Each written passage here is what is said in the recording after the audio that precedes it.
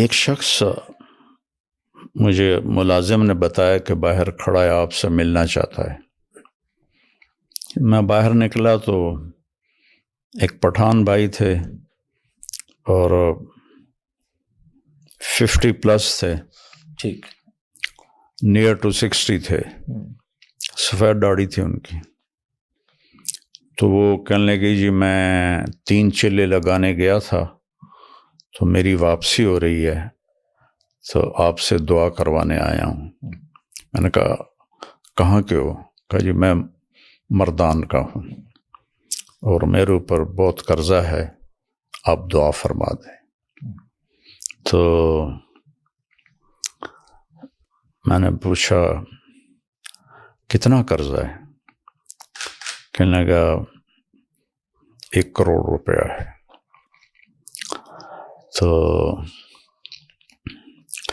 اور میں چونکہ ادا میرے ساتھ میرا پارٹنر تھا، اس نے میرے ساتھ دھوکہ کیا اور وہ مال لے کے افغانی تھا، وہ دوڑ گیا واپس افغانستان، تو سارا قرضہ میرے اوپر آ گیا۔ تو میں پھر بھاگ کے کراچی چلا گیا کیونکہ میں ادا نہیں کر سکتا تھا، اور ہمارے ملک میں قرضہ لینے والے بہت سخت ہو جاتے ہیں، بہت ہی سخت ہو جاتے ہیں۔ تو پھر میں کراچی چلا گیا۔ اب میں 14 سال کے بعد واپس آیا ہوں۔ مجھے نہیں پتا میرے بچے کس سال میں ہیں، کیسے ہیں۔ میں نے کہا کوئی آپ کا ٹیلی فونک رابطہ نہیں تھا؟ کوئی نہیں۔ کبھی کوئی خط لکھا؟ کہنے لگا کوئی نہیں۔ تو میں نے کہا اللہ کے بندے، کسی کا فون لے کر لیتے۔ کب مجھے میری بیوی کے پاس فون ہی نہیں تھا 14 سال پہلے، تو پھر میں نے بالکل رابطہ کاٹ دیا۔ تو خط بھی میں نے نہیں لکھا کہ کہیں میرا پتہ نہ چل جائے، تو میں تو چھپا ہوا تھا 14 سال۔ تو میں نے پوچھا پھر اب کہاں جاؤ گے؟ کہا جی ابھی میں مردان تو جا نہیں سکتا، اب دیکھتا ہوں کہ میں کہاں جاؤں گا۔ تو میں نے کہا تم یہیں ٹھہرو، میں کچھ انتظام کرتا ہوں۔ تو کون زیادہ تمہیں تنگ کر رہا ہے؟ تو اس نے کہا جی وہاں کا ایک ہمارا بڑا سردار ہے، MP بھی بنتا ہے، اس کے میں نے 25 لاکھ دینے ہیں، اور ایک دوسرا ہے وہ بھی وہاں کا بڑا با اثر ہے، اس کے کوئی 15 لاکھ دینے ہیں کہ 10 لاکھ دینے ہیں، مجھے یاد نہیں ہے۔ تو وہ اگر ادا ہو جائیں تو میں گھر جا سکتا ہوں۔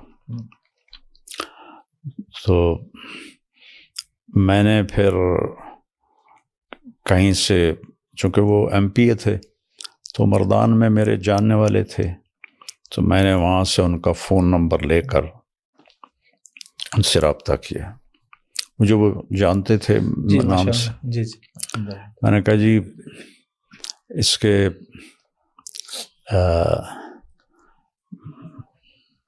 پیسوں کی میں ضمانت دیتا ہوں، میں آپ کو دے دوں گا، تو آپ تھوڑا اس کو فری ہینڈ دے دیں۔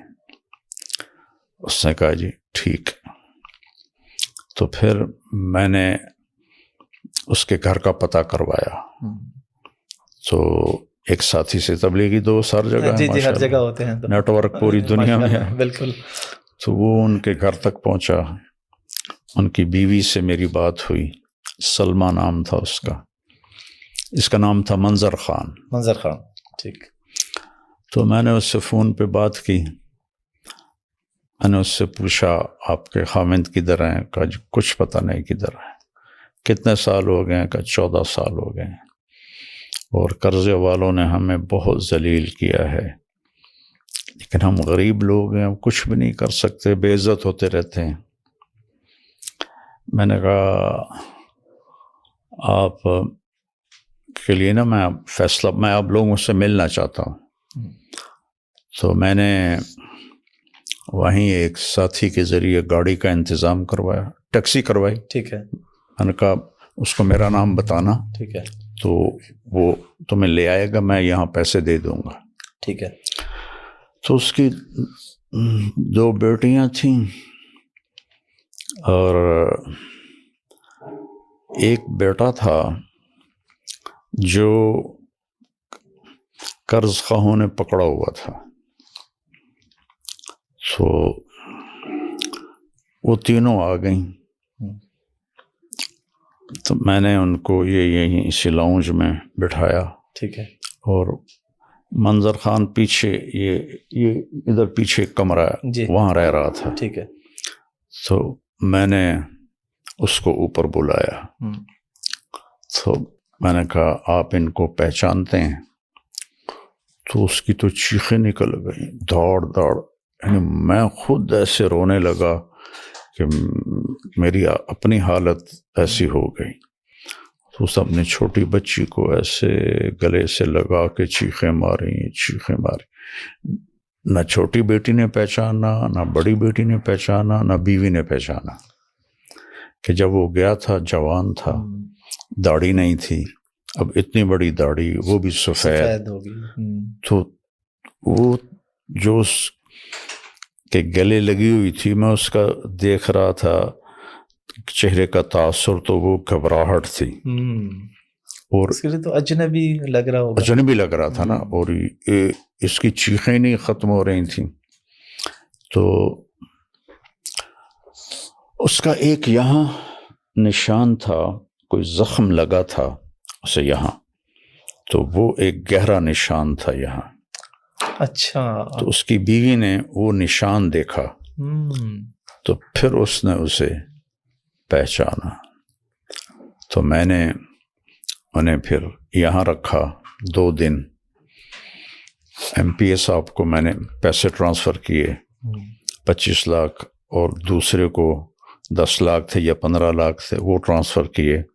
تو انہوں نے کہا کہ آپ ان کو بھیج دیں. تو پھر وہ ان کو بھیج دیا.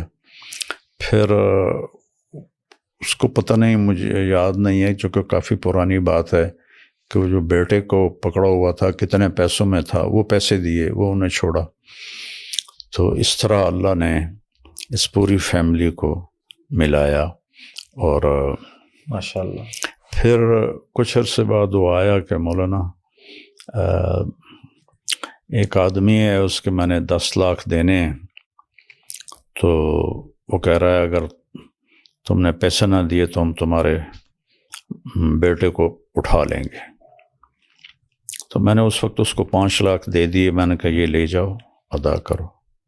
1 مہینے بعد وہ پھر آیا روتا چیختا کہ انہوں نے میرے بیٹے کو اٹھا لیا ہے اور کہا ہے اگر جمعرات تک پیسے نہ دیے تو ہم اسے قتل کر دیں گے. تو پھر اسی وقت میں نے اس کو 5 لاکھ دیے، گاڑی میں بٹھا کے اس کو گھر بھیجا، اور اس نے وہ پیسے دیے، اپنے بیٹے کو چھڑایا. اس طرح وہ پورا خاندان دوبارہ رہنے کے قابل ہوا.